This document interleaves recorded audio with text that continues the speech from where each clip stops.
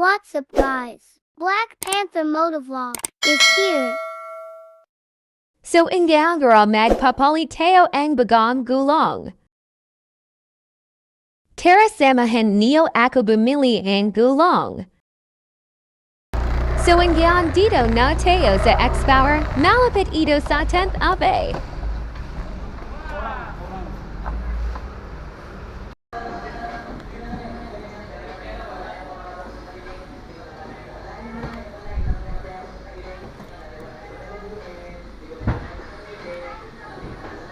So part na ay tapi mipili na ako ang tear sealant. Kobe baka naman her.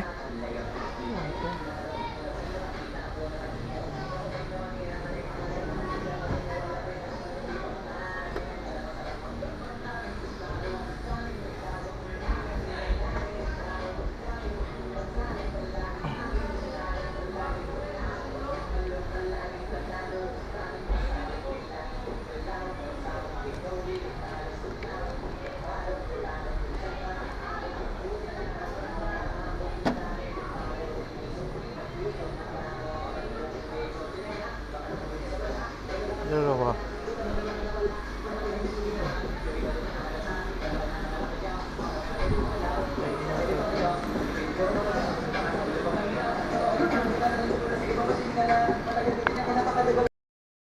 Ang gulong. Ano sukat sir? Pang Mio, di ko sure kung anong size. Picture mo na lang to sir, tapos i-check mo yung gulong mo. Hindi ka to sir. Check mo na ang gulong kung anong size. So, check natin. Ano bang size ito? Flash. Ano, quick, ano, ito yung aray. Palak pa lang. So, tumingin tayo doon sa loob mga paps ng gulong. So, check natin kung anong size ito. 80 by 90 14. So 80 90 by 14 bis. 4 bis lang. Walang ano. So magkano yung 80 90 by 14? So bis plus 6 20 40 tubeless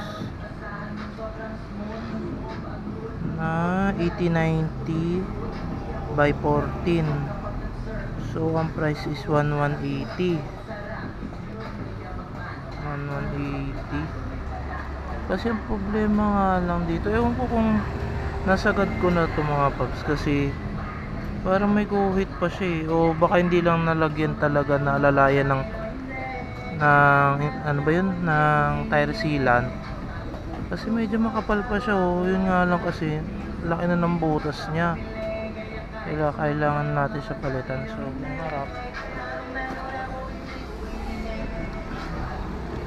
yung harap natin is saan na? 70 by 90. 70 90 14 980. Mag-bistyle pa rin ba ako?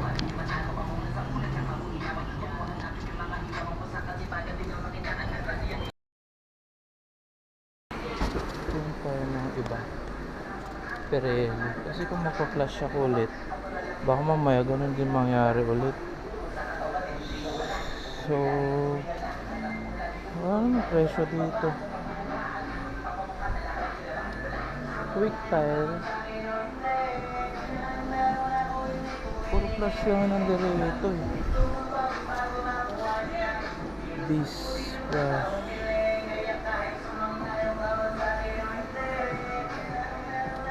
Quick tire. Kita pala yung daliri. Ay, ito pala. Ano ba yun? 70-90 sa harap. 70-90. Ito by 14. Ito 790. Mas mura to ng konti.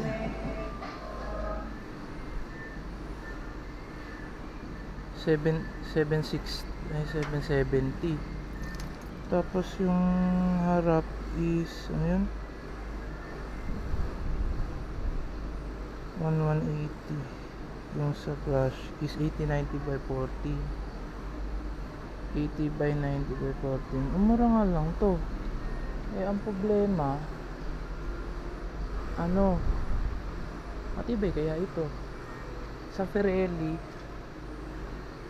quick tires to lang ang price ng Pirelli.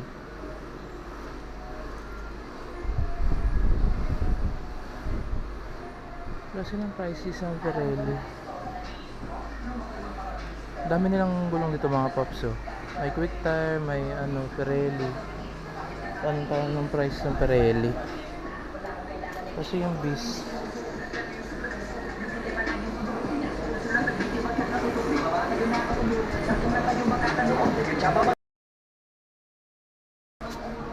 so yung mga paps, wala dong ano, presyo ng Pirelli. Wala rin daw, 17 na lang daw nandirito.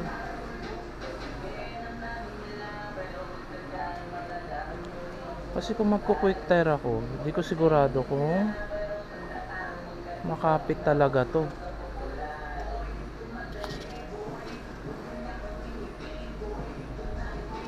Puro Phoenix type. Quick tire Phoenix. Ano lang ano. Siguro ito na lang kaya. So yung mga paps, ang kinuha na lang natin is quick tire. So tatry natin to kasi usually na nakikita ko na review nito is maganda naman din daw. So shout out quick tire.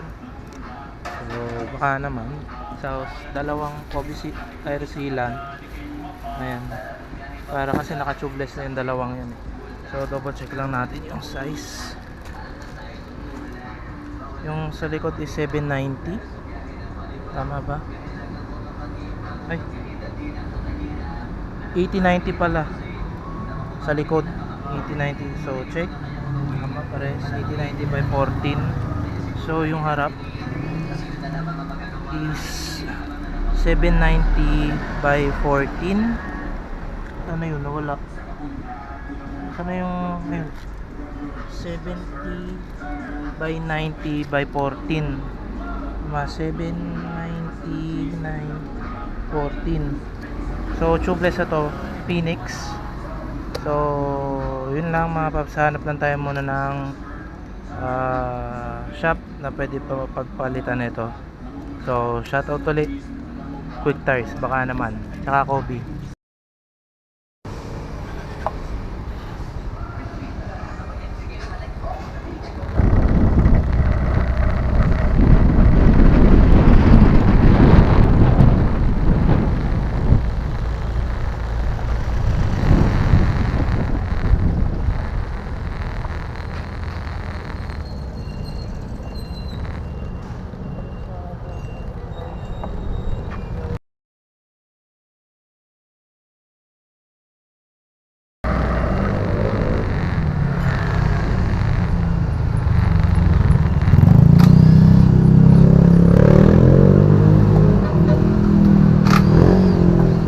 Mga paps, so nakakita na tayo ng ano, ang gagawa ng gulong natin, magkakabit. So dito rin ako nagpagawa kahapon na kasi yun nga, kasi lagi siya nang nabubutas. Kahapon pinabulkanize ko na yan dito, pinaayos ko na, pinalagyan ko ng bagong tire sealant, wala din nangyari, nawarak lang din, nasayang lang yung bayad ko ng labor, wala, nabutas lang din, hindi na kinaya ng butas, talagang malaki na. So ulitin ko lang, ikakabit ulit is tire quick tires. Ang harap is 8090 by 14, yung likod is 790 by 14. So quick tire Phoenix ang ilalagay natin, harap likod. So yan, tinatanggalan ni kuya. Kuya, papapalitan ko na rin ang brake shoe yan ha. Tingnan nyo naman yung brake shoe ko. Wala na.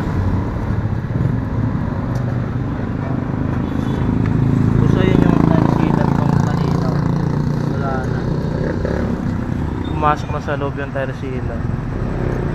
Talagang malalakas talaga tong gulong na to kasi nakadalawang butas na. So ganun pala yung pagka dalawang butas ka na tapos walang tire sealant, obligado bibili ka ng bagong gulong. Pabayaan kasi.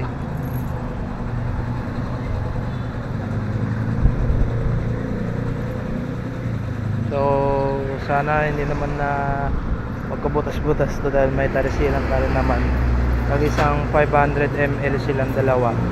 So ang brand, yun ulitin ko lang, ang brand natin is ang tire sealant natin na lagi natin ginagamit sa kahit saang motor is Kobe brand tire sealant. Ayan, Kobe brand po yan. Yan, mas tiwala ko sa Kobe brand kaysa sa ibang tire sealant kasi ito subok ko na to dahil ito sa isang motor ko dati. Ito lagi ang gamit ko. Wala, mga ano rin yun, 3 years o 2 years tumagal. Hindi ako nagpapalit ng tire sealant kasi yung motor na yun pambahay lang, yung bahay-bahay, palengke, school, ganun. So kahit mabutasan siya, kahit lumambot, pahanginan ko lang, okay na. Talagang tiwala ako kay Kobe, no? Diba? Muntik pang tumumba. So tag 500 ml sila harap likod. Kakapalit ko lang ng brake pad. Makapal-kapal pa yan.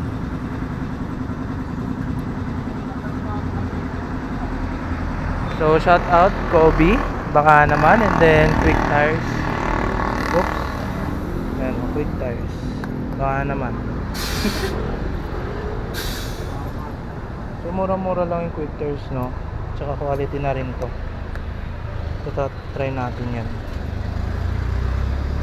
So marami rin silang gawa dito yan. Marami rin silang ginagawa. So hindi ko alam kung iisa lang tong shop na to o magkaiba. So tingin ko iisa lang to kasi yung mga gumagawa dito, gumagawa rin dito sa kabila. So tingin ko iisa lang may-ari nito. Shot 1 by ano lang to sa along 10th Avenue, harap ng Orion Performance Exhaust. Tsaka itong shop na to na laging gumagawa ng mga Raider, exclusive for Raiders lang ata to.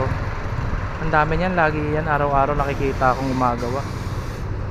So kung taga Caloocan kayo at madalas kayo sa 10th Avenue, makikita nyo itong paggawaan to, no? So mamaya na lang mga paps, balikan ko kayo pagkatapos pag gawa na si Panther. Gawa naman si Panther.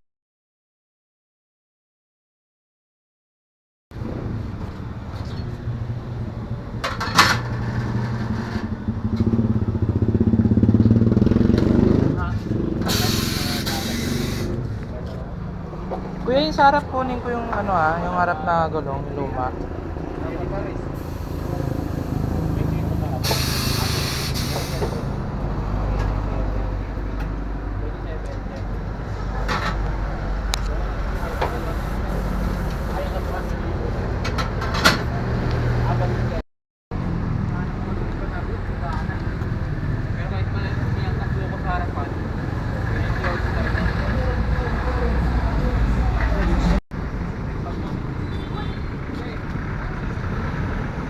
So tingnan natin yung harap mga paps. Ito na siya.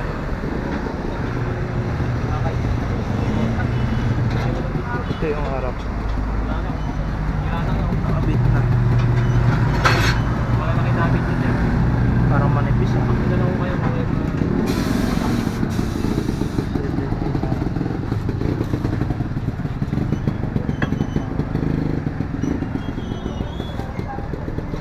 yung likod mga paps. Kurang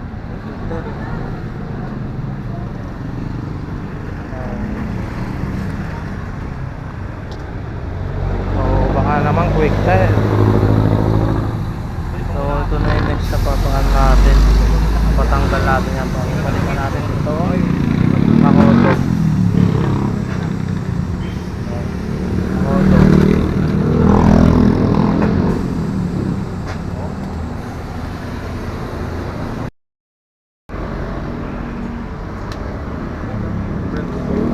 Pa? Magandang brand ba yung Opo. Branded talaga yan, Kobe. Pero iba na yung lalagyanan niya. Ano, dati parang puti yung lalagyanan niya. No? Yung old, ano po, old Yung version. lumang style, Oo.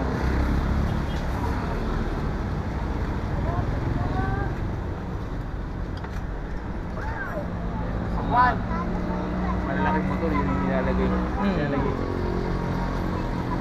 Kaya nagtaka nga ako bakit yung Kobe mo ano, transparent. Yung Oo. dati puti. Oo po. Mas tiwala kasi ako sa coffee sa ibang ano. Yan, subok na kasi ako dyan. Isa ang malalaking motor. Yun, Oo.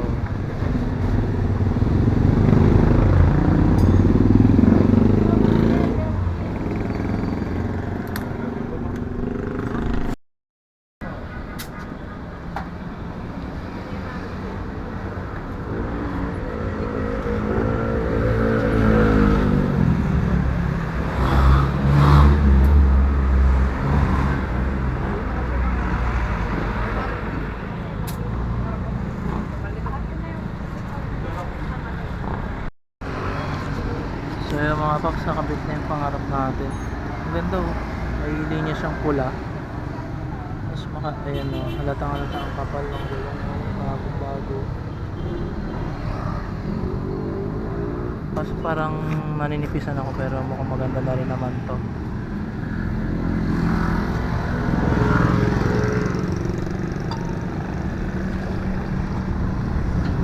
Tingin ko makapit na to kasi ano siya, malagkit, makapit to. So yung likod na lang antayin natin makabit.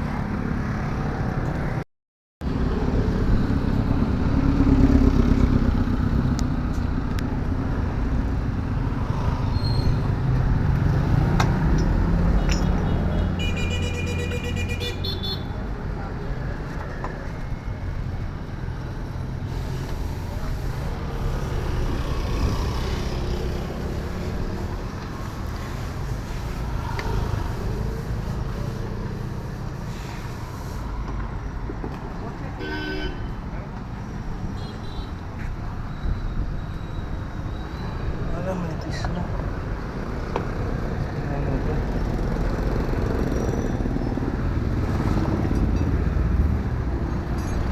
Ganyan yun sa likod mga paps. Yung mga likod may sticker, yung wala. Wala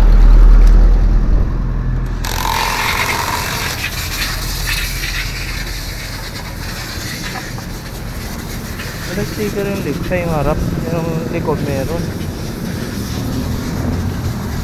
Ha?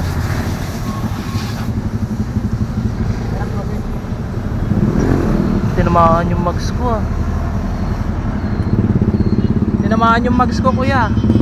Ha? Tinamaan yung mags ko. Tanggal yung kulay oh. Ha? Tanggal yung kulay. Ganyan naman yan. Ayun. Paggasgas ko yan, kamot ko yan. Dati na po yan. Tanggal ang kulay. Suka po yan pag nagasgasan po namin. Pag kinapa mo ganun, may lubog. Yun ang gasgas sa amin po. Normal yan po. Oh, lahat po meron yan. Sa ano yan.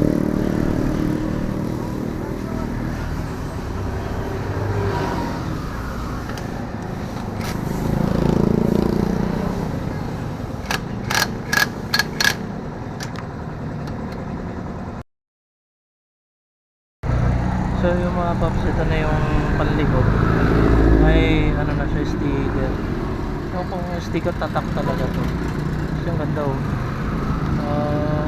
Oops. Nga na lumabas yung ano niya. Ewan ko kung ano to. Kasi yun ko dun to sa luma eh. Kasi parang late niya oh.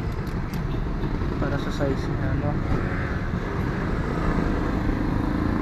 So shout out with tires and coffee season. So ito na lang. Ngayon na lang tornilyo. Tapos uwi na tayo. And then bayad na muna tayo sa loob. So mamaya na lang mga paps. Bilang.